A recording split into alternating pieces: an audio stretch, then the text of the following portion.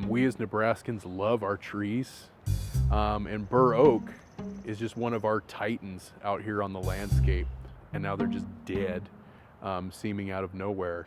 And what we had come up with was hypoxylin canker, and that is a fungus, lives on the bark of trees. Once it makes it to the vascular tissues, it is fatal. When we came up to evaluate our forest, we noticed there weren't multiple age classes of trees anymore. There was a lack of this natural regeneration happening. Over time, what we've learned is that cedars, while they are native, they encroach and they can crowd out our native species that we want to see in certain areas. Back in 2024, contractors were hired to come in and remove eastern red cedar trees across about 98 acres in the park.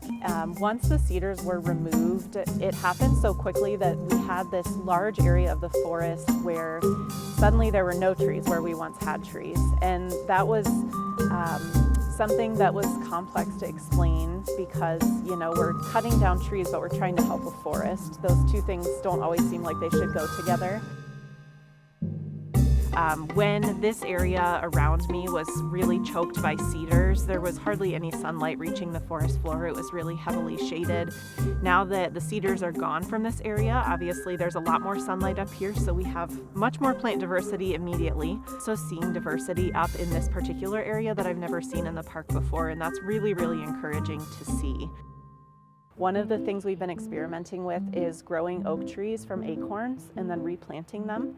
Okay, so we've experimented with different methods of planting and regenerating oaks up here. So inside of this square, we hand sowed acorns that we knew were viable around February, March.